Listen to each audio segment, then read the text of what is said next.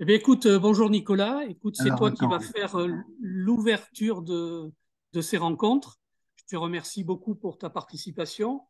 Donc, Nicolas est un habitué. Enfin, c'est pas la première fois que tu interviens aux rencontres d'Espace Mars annuelles. Donc, il est économiste et il nous a proposé d'intervenir il a intitulé son titre Un monde demeure. Et je trouve que c'est une bonne façon, je dirais, d'entrer en matière par rapport au thème de nos rencontres aujourd'hui. À toi, Nicolas.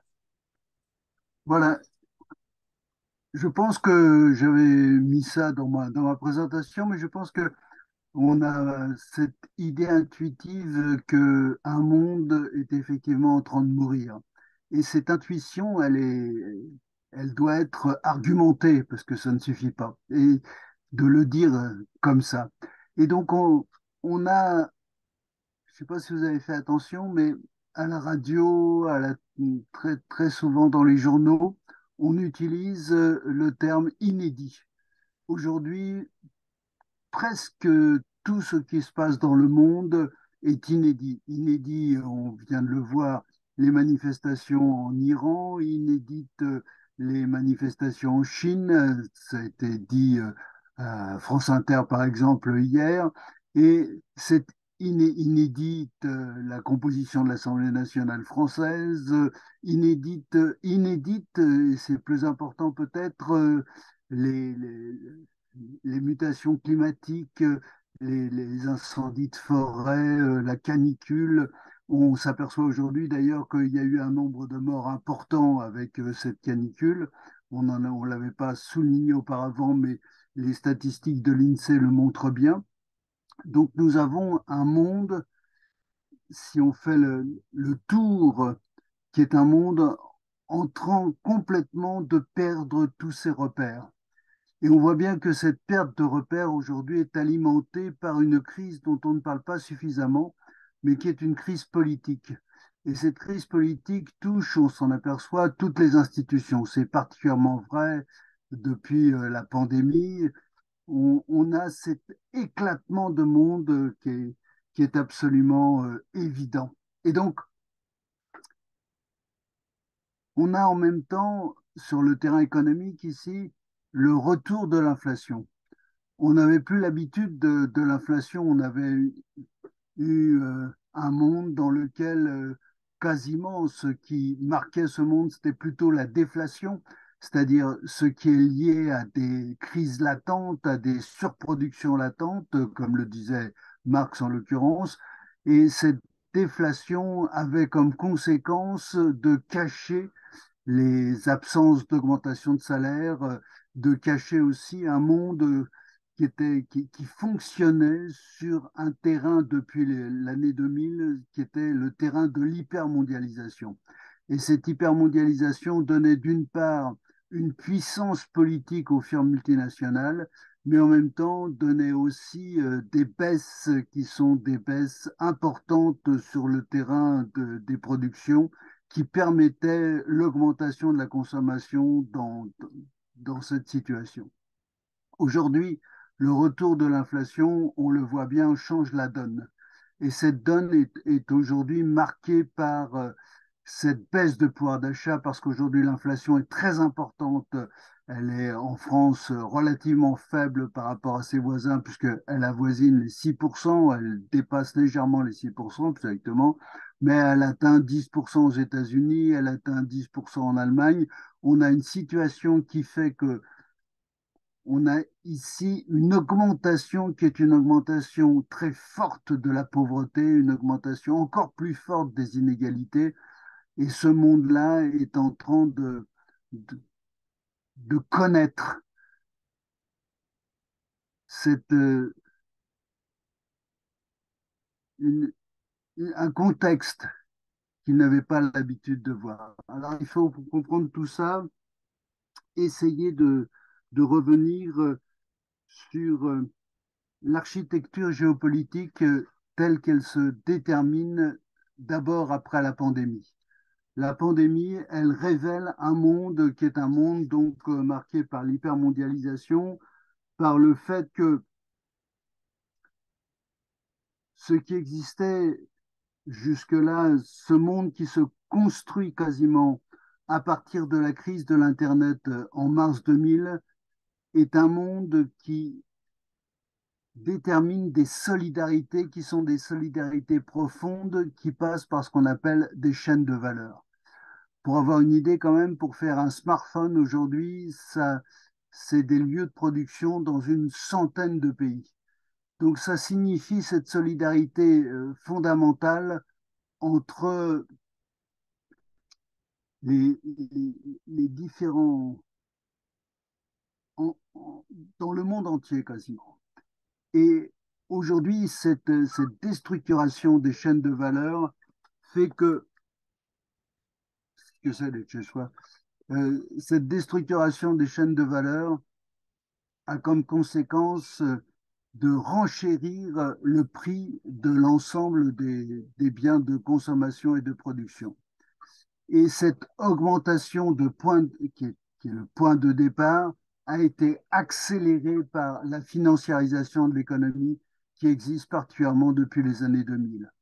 Quand on fait aujourd'hui des comparaisons en termes d'inflation entre aujourd'hui et 85, c'est une idée totalement fausse qui est diffusée parce qu'il n'y a pas, il n'y a pas de lien, il n'y a pas de possibilité de comparer ces deux situations.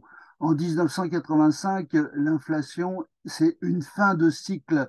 Cette inflation, elle diminue à partir des années 1980 et 1985 et la suite, et ça donne la construction d'un monde différent, ce qu'on a appelé ici le néolibéralisme. Et ce néolibéralisme, c'est la deuxième révélation peut-être de la pandémie. Ce néolibéralisme, ça a été la privatisation et les critères du privé dans l'ensemble des structures de la société, y compris les services publics. Et ce que dévoile ici la pandémie, c'est qu'on a besoin, d'une manière totalement populaire, je dirais presque, c'est devenu une évidence. On a besoin des services publics. Et on a besoin des services publics qui ne fonctionnent pas suivant les critères qui sont les critères de la privatisation, qui sont les critères du privé. On a besoin de services publics qui sortent de la sphère du privé, qui sortent de ce qu'on appelle d'habitude la marchandisation, de manière à pouvoir satisfaire les besoins des populations. Et ça, dans la pandémie, c'est devenu une évidence. Et je crois que cette évidence, elle est importante parce que ça signifie que cette société ne peut pas fonctionner sans les services publics. C'est la deuxième révélation. La première révélation, donc je reprends de la pandémie, c'est cette hypermondialisation existante depuis 2000. La deuxième, c'est l'importance des services publics dans la satisfaction des besoins des populations. Et la troisième, c'est qu'il y a une interdépendance donc très forte au niveau international qui se traduit par des inégalités entre pays, mais aussi des inégalités à l'intérieur de chacun des pays. Ça signifie, ces trois révélations, que nous avons un monde qui est un monde qui aboutit à un non-fonctionnement, qui aboutit à une situation qui est une situation totalement de blocage. Et particulièrement dans les services publics, on s'en aperçoit aujourd'hui, introduire les critères du privé, introduire les critères de rentabilité, c'est un non-sens. C'est un non-sens pour la satisfaction des besoins de l'ensemble des populations. Donc nous avons cette idée générale qui fait que, un, les États ont pris conscience que l'hypermondialisation ne pouvait pas durer, qu'il fallait reprendre, je dirais presque, de la puissance des contrôles qui passent évidemment par le protectionnisme, qui passent par le fait qu'on raisonne en indépendance nationale, c'est-à-dire de pouvoir faire en sorte que des productions aient lieu à l'intérieur de chacun des pays. Ça précède la pandémie parce que Trump, par exemple, montre cette volonté protectionniste, cette American Make Again dont on parle beaucoup aujourd'hui, c'est cette idée quand même que on reprend le contrôle sur la production et on ne dépend pas de la production internationale. Et notamment, on ne dépend pas des pays asiatiques qui sont, notamment la Chine, des, des, des, des pays d'ateliers, c'est-à-dire toute la production mondiale a reposé là-dessus. Pourquoi? Ben parce que la main-d'œuvre est moins chère, mais pas seulement parce qu'il y a une proximité des matières premières, mais aussi parce que on peut avoir des conditions de travail absolument déplorables, mais aussi qu'on peut contourner toutes les lois existantes dans les pays occidentaux sur l'environnement et les mutations climatiques dont on parle, cette crise climatique, les sphères multinationales en sont responsables au premier chef parce qu'elles ont cherché à contourner l'ensemble des lois. Tout ce qu'on appelle aujourd'hui le greenwashing est vraiment une apparence simplement. Et on voit bien de quelle manière elles ne veulent pas mettre en place un certain nombre de données qui sont des données nécessaires face à la crise climatique. Il faut aujourd'hui se rendre compte de cette responsabilité pour comprendre aussi ce que peut, pourrait exactement un gouvernement face à cet ensemble. Et on voit bien que pour l'instant, on en reste très souvent aux déclarations d'indépendance nationale. Pour l'instant, il n'y a pas eu de transformations qui se sont réalisées. Et il faudrait se rendre compte que la crise énergétique qu'on connaît aussi aujourd'hui, cette crise énergétique, elle détermine une augmentation des coûts des transports, elle détermine une nouvelle orientation nécessaire de l'ensemble des productions. Il faut aujourd'hui se rendre compte que nous sommes quasiment au carrefour des crises, hein. Nous avons une crise climatique très importante, nous avons une crise écologique qui est aussi importante. Il faut trouver les moyens de répondre à cette situation, mais en même temps, nous avons une crise de la financiarisation de l'économie parce que cette financiarisation fait en sorte d'augmenter plus encore l'ensemble des produits. Aujourd'hui, toutes les matières premières sont cotées sur les marchés financiers. Ça veut dire qu'il y a une spéculation sur ces matières premières. Et cette spéculation a des conséquences plus importantes encore pour les pays qui sont les pays d'Amérique latine ou du continent africain, parce que ça signifie pour elles que pour eux, pardon, qu'il y aura hyperinflation et que cette hyperinflation, c'est une explosion de la pauvreté. Donc nous sommes dans ce monde qui est un monde qui suppose que on prenne en compte l'ensemble de ces crises. Mais nous avons aussi devant les yeux une crise économique. Nous allons avoir donc toutes ces dimensions qui sont des dimensions énormes. Et les crises, c'est ça l'indication la plus importante d'un monde qui se meurt. Parce que les crises signifient la fin. C'est pas, les crises, on a eu souvent, particulièrement chez ceux et celles qui se réclamaient du marxisme, l'idée que c'était la crise finale et que donc ça allait donner naissance au socialisme. Non, il ne faut pas avoir cette idée de crise. Le capitalisme vit avec les crises. Sans les crises, euh, il n'y a quasiment pas de capitalisme. On trouve ça chez Marx, mais on trouve ça aussi dans notre, dans la manière dont il faut analyser ce qui est en train de se passer. Ces crises marquent la fin d'un monde et l'entrée dans un autre monde. Mais c'est un autre monde. Il n'est pas forcément meilleur de ce point de vue. Il est autre, tout simplement.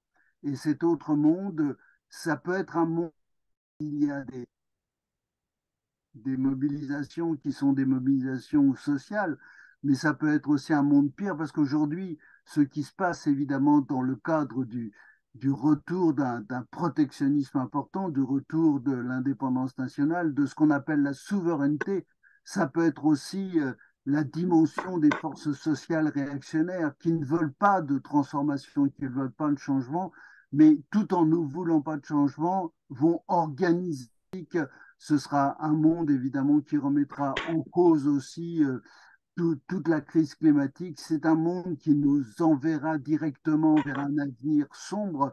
Et donc, il faut aussi prendre ces dimensions qui sont des dimensions directement politiques. Pour conclure, parce que faut bien, pour conclure, je dirais que les enjeux de ce monde sont importants. Et dans cette importance-là, il faut comprendre que un certain nombre de revendications sont nécessaires. Par exemple, il faut une revendication qui n'est pas très très partagée, mais il faut réglementer les marchés financiers. il ne faut pas que le vivant soit simplement seulement, pardon, objet de spéculation. On envisage aujourd'hui, par exemple, de coter l'eau, hein. Il y a quand même quelque chose qui est absolument vital pour nous de réglementer ces marchés financiers et d'éviter ces augmentations. Tout ce qui... hein, ça fait bizarre, hein, je ne sais pas si vous entendez comme moi, mais... hein. Bon, mais, donc, il y a cette réglementation des marchés financiers, la lutte contre l'hypermondialisation. Et la lutte contre l'hypermondialisation est d'autant plus nécessaire qu'aujourd'hui, en fonction de sa politique anti-Covid, la Chine remet en cause toutes les chaînes de valeur. Et donc, du coup, il n'y a pas sorti, les réponses de cette crise ne sont pas forcément des réponses, je dirais malheureusement, en termes, disons, pour reprendre ce terme un peu galvaudé, socialiste, mais ça peut être des réponses à l'intérieur même du capitalisme. Le capitalisme, et c'est ça la dimension des crises, suppose qu'il se transforme. Comme disait Marx, il y a nécessité pour ce capitaliste de se révolutionner pour continuer d'exister. Et nous sommes engagés dans cette révolution. Qu'on mette en place un programme qui soit un programme qui intègre évidemment le court terme, mais qui soit un programme sur le long terme. Aujourd'hui, on parle de planification, mais cette planification écologique, ce n'est qu'un terme dans les mains du gouvernement français. Il faut qu'il y ait réellement une planification, c'est-à-dire qu'on se projette dans un avenir, qu'on dise quel type d'avenir nous pouvons mettre en place pour lutter à la fois contre ces crises-là. Il faut qu'il y ait des investissements, il faut qu'il y ait une accumulation du capital, particulièrement, il faut éviter que la distribution du profit devienne quelque chose d'énorme comme c'est le cas aujourd'hui. À quoi ça sert de distribuer des dividendes? Il faut aujourd'hui montrer que ces dividendes-là ne servent à rien. Les riches aujourd'hui deviennent effectivement plus riches, mais économiquement parlant, besoin d'investir et d'investir différemment pour tenir compte de toutes les crises d'aujourd'hui. Et si nous n'arrivons pas à orienter ces investissements, à planifier ces investissements, eh bien, nous serons dans une situation qui sera une situation véritablement difficile pour toute l'espèce humaine et que donc nous avons à discuter de revendications qui sont des revendications à la fois nous projettent dans un avenir. Et pour se projeter dans un avenir, il faut donc montrer de quelle manière nous pouvons planifier.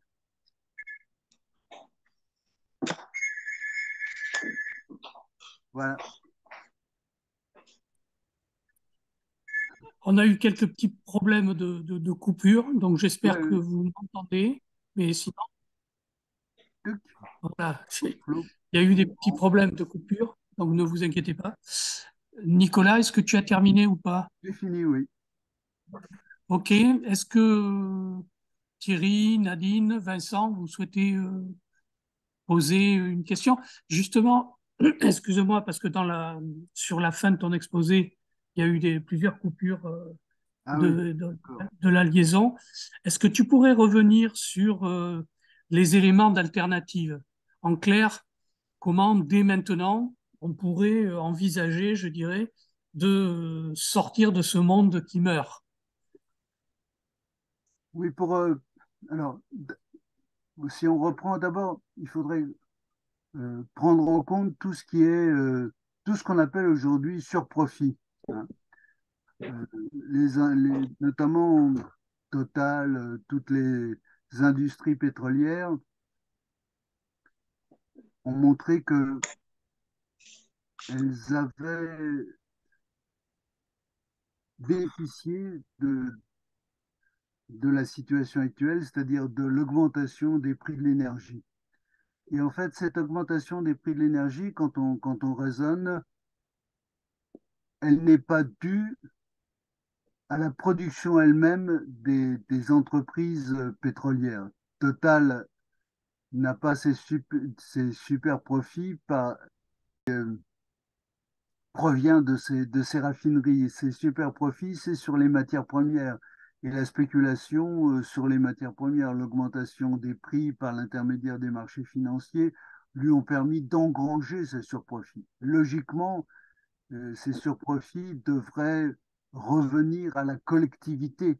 C'est ça dont il est question d'abord. Et donc ensuite, face à l'inflation, il y a un problème évidemment qui été ceux qui ont augmenté le plus. Hein. Il y a 6% et un peu plus d'inflation générale, mais il y a 12% d'augmentation à peu près, 11-12% d'augmentation des produits alimentaires.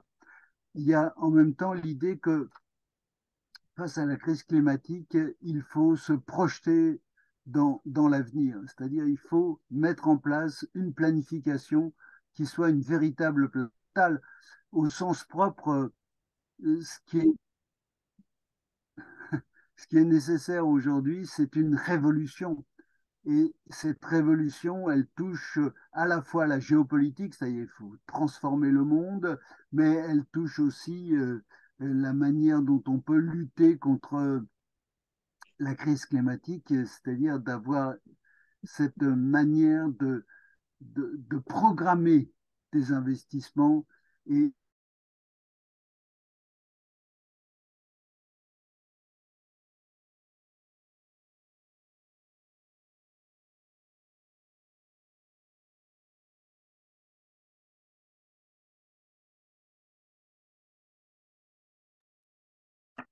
Nicolas, tu es toujours avec nous?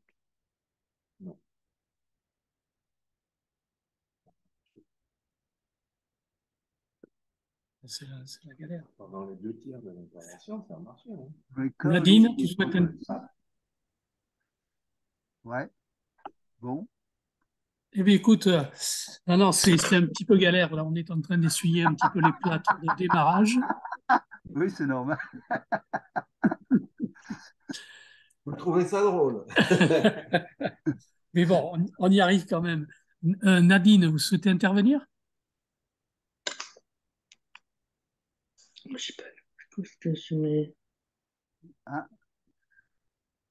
le recording est fini, j'ai entendu. Oui, oui, oui, mais ça décroche. Et ça y est, on est à nouveau ensemble. Bon, alors, popon. Vincent? Ah, moi, je veux bien demander ce que pense Nicolas de la phrase célèbre de Gramsci dont il emprunte le début et lui demander si, à son avis, il y a un gouffre entre les années 20 du XXe siècle et les années 20 du XXIe siècle par rapport à cette notion de crise. Oui, oui, Tiens. la citation de Gramsci, c'est le pessimisme de la raison et l'optimisme de la volonté. Je crois effectivement qu'il y a un pessimisme de la raison d'une manière très nette, c'est-à-dire que quand on regarde aujourd'hui les forces sociales, là, en l'occurrence, qui sont, qui, qui font l'actualité, ce sont des forces sociales réactionnaires. La crise politique dont je parlais tout à l'heure, qui est une crise qui s'attaque à l'ensemble des institutions, à l'ensemble des règles, à tout ce qui aujourd'hui fonctionnait d'une manière ou d'une autre en termes consensuels dans la société, tout ça éclate. Donc ce qui apparaît notamment en Italie, mais aussi au Brésil, malgré la victoire de Lula, le bolsonarisme existe toujours. Tout ce qu'on constate au niveau du monde entier est évidemment d'une manière raisonnable pessimiste. Hein.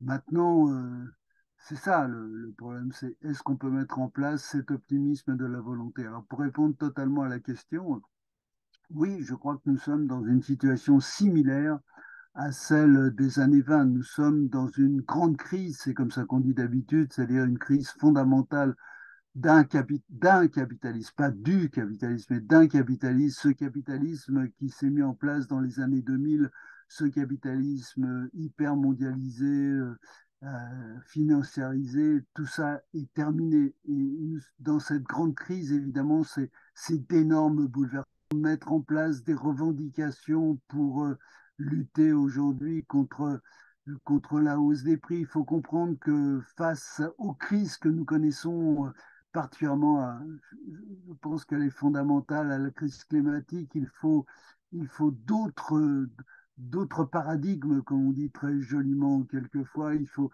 construire au sens propre un autre monde. Et je crois que ce qui peut le fait qu'on voit bien que la guerre fait partie intégrante de cette situation. Je n'ai pas assez peut-être souligné que la guerre en Ukraine, la guerre de Poutine, a été un choc qui a, qui a accentué, accéléré les augmentations de coûts, qui a accéléré donc l'augmentation des prix, qui a aussi transformé la donne géopolitique. C'est la première fois quand même qu'on a la guerre en Europe. Il y a la guerre partout ailleurs, mais ça donne de tout ce qui est armement, nouvel armement, discussion autour de l'ensemble de ces problèmes. Et c'est logique, parce que face à la guerre actuelle, il faut aussi comprendre qu'il y a nécessité de réfléchir à la manière de répondre à cette situation nouvelle.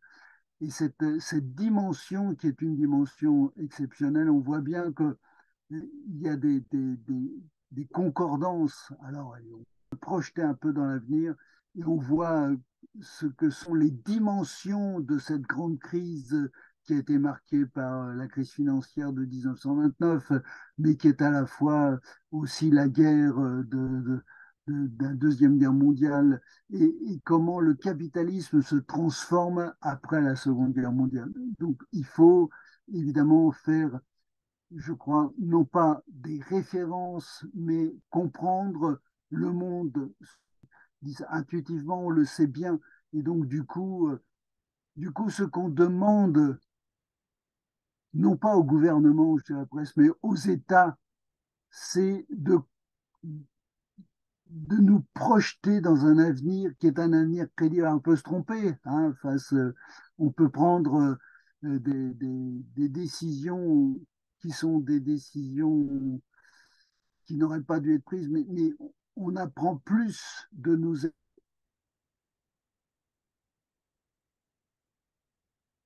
n'as pas été trop coupé? Là, je ne t'entends plus. Ça va, ça va. De toute façon, tu es enregistré quand même si nous, des fois, on perd un peu la main. Bon, d'accord. Je voulais juste te poser peut-être une autre question.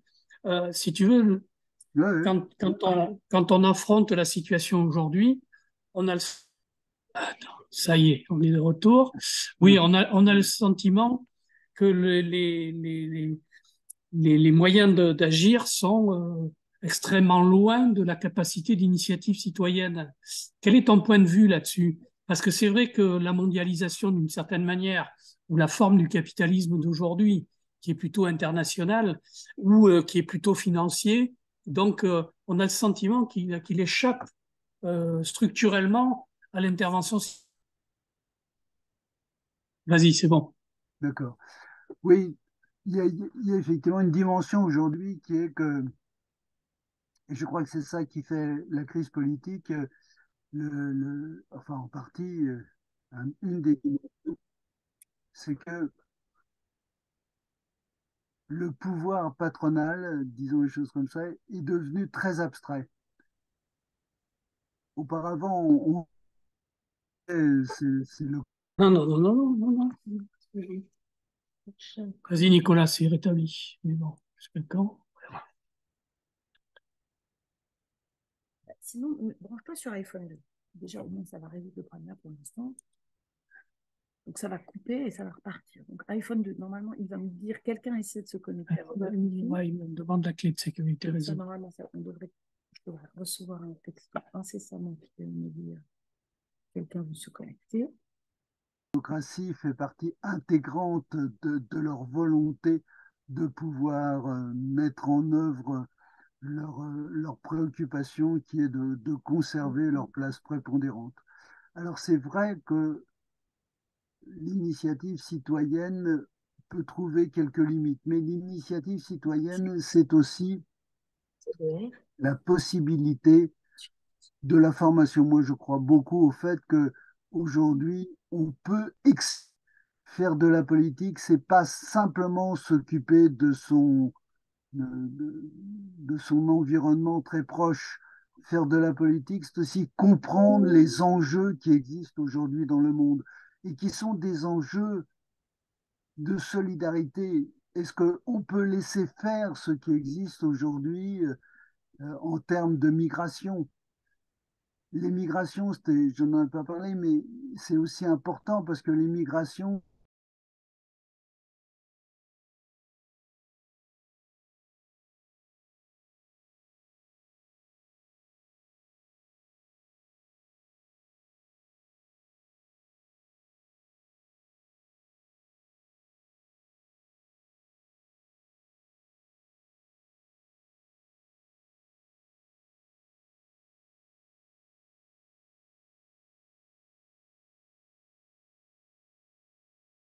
mettre en place de la part des citoyennes et des citoyens les, les, les nécessités de l'heure. Il faut aujourd'hui s'emparer de ces problèmes, il faut s'emparer des problèmes des crises, il ne faut pas subir, il faut essayer de comprendre de quelle manière on peut faire des propositions qui sont des propositions d'avenir, qui sont des propositions de sortie des crises. Il faut comprendre là encore que j'ai dit le pessimisme de la raison, de possible, c'est-à-dire il n'y a pas simplement, euh, je dirais presque, la noirceur.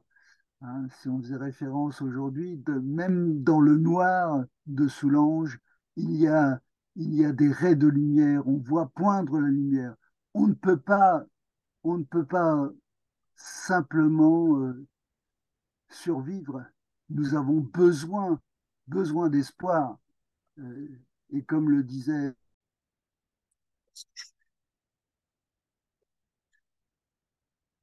Écoute, merci beaucoup, Nicolas.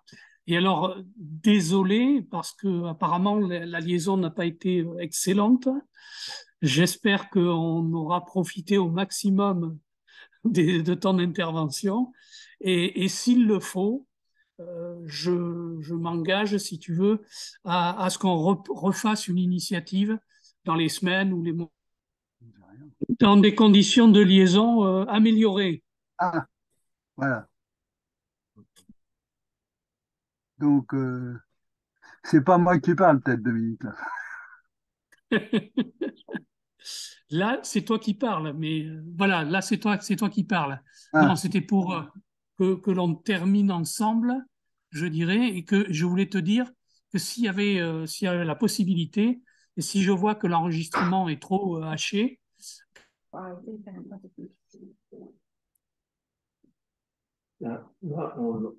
non, non, mais Nicolas, si, il est en ligne. Je pense qu'au niveau du son, ça passe, mais c'est tout. maintenant, oui.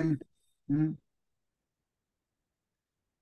Donc voilà, si tu es partant, on refera une initiative, j'espère un peu d'accord. plus correcte, je dirais, en termes de liaison que celle-là.